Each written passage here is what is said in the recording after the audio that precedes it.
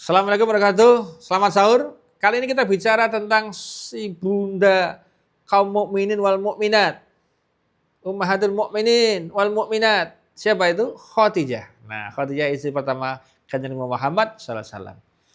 Bayangkan Khadijah itu orangnya cantik, kaya, janda terhormat, kekayaannya luar biasa, jatuh cinta dengan Kanjeng Nabi Muhammad SAW yang itu waktu itu usianya 25 tahun, beliau usia berapa?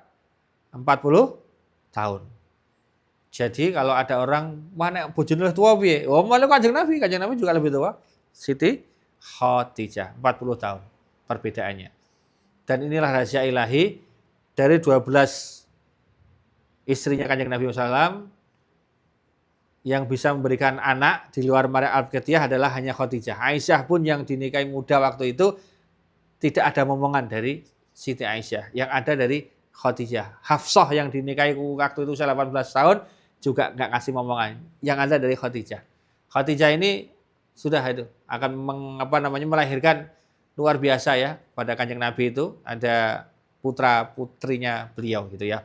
Nah, Khadijah ini profilingnya dibaca sejarah, ada beberapa sejarah mengatakan tentang Khadijah ini itu sangat luar biasa dalam membackup dakwah suaminya. Jadi ada ibu-ibu yang sahur sekarang ini mungkin punya kekayaan yang melimpah, suaminya biasa tapi didukung suaminya. Bisnisnya di backup istrinya, dakwahnya dibayar istrinya, semuanya istrinya membiayai dan terpenting aktivitas suaminya. Boleh nggak? Boleh. Yang penting kemudian suami bukan menjadi ya terserah engkau lah, aku nggak kerja ya, nggak gitu. Maksudnya adalah walaupun suami kerja, istrinya itu tetap backup. Bahkan backupnya itu lebih. Itulah Khadijah backup Rasulullah. Rasul tetap kerja, Rasul tetap ngasih mahar, Rasul tetap all out dalam berumah tangga. Tapi Khadijah mendukungnya luar biasa. Nah, Khadijah ini ada cerita menarik yang saya ingin ceritakan di kesempatan sahur yang singkat ini. Waktu itu Khadijah punya kebiasaan. Ini Bu, tolong ini Bu, kebiasaan Khadijah itu yang buat Rasulullah itu kesem-kesem, bahkan nggak bisa move on. Apa itu? Rasulullah itu kalau pulang dari dakwah masuk ke dalam rumah, itu selalu disambut di depan pintu. Jadi Khadijah itu selalu membuka pintu menyambut Rasulullah. Bayangkan, kayak omong tamu Pak. Rasulullah itu saya pulang ke rumah ada omong tamunya, namanya Khadijah. Selalu ketika saat-saat menjelang wafatnya Siti Khadijah alaihi radhiyallahu anha ya, ini Siti Khadijah yang sangat istimewa, itu beliau waktu itu duduk di kursi seperti ini, sudah mulai sakit, badannya sudah banyak yang mungkin lemas. Nah, waktu Rasulullah itu datang di pintu, dok gitu kan, beliau ini mau naik, begini mau berdiri, ternyata nggak kuat, jatuh lagi di kursinya. Sampai Rasulullah kemudian membuka sendiri pintunya, pintunya dibuka sendiri sama Rasulullah. Ketika dibuka begitu, Khadijah mau naik lagi begini, jatuh lagi. Nah, kita jatuh, Rasulullah langsung berlari, sudah cukup, nggak usah. Langsung Rasulullah duduk di sampingnya, nggak usah, kamu sakit, kamu capek, nggak usah. Jadi Rasulullah melarang untuk berdiri menyambutnya. Apa yang terjadi? Nangis Pak, nangis gitu kan. Ketika nangis, ini Pak keren. Ayo laki-laki berani nggak? Nah, saya pun mungkin nggak berani ya. Tanya begini, Rasulullah kelasnya tanya sama Khadijah yang nangis.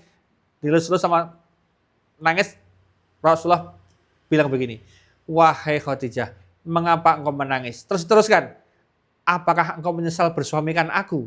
Bayangkan, Rasulullah melihat istrinya menangis, bertanyanya, kenapa engkau menangis? Apakah engkau menyesal bersuamikan aku?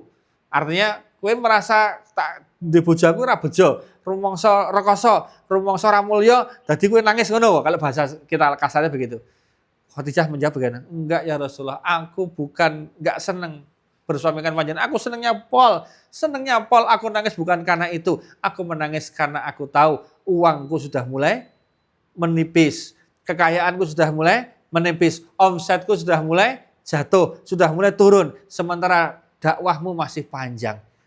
Oleh karena itu ya kekasihku, belahan jiwaku Rasulullah, kalau aku nanti meninggal duluan, lalu aku mati, dan kemudian suatu hari engkau butuh untuk berdakwah melewati jembatan, maka tolong engkau waktu itu kalau tidak punya bahan untuk membuat jembatan itu, gali kuburanku, ambil tulang-tulangku, jadikan sambung menyambung untuk menjadi jembatan dakwahmu. Wah itu istimewa. Maka Rasulullah kalau sama Khadijah itu nggak bisa move on.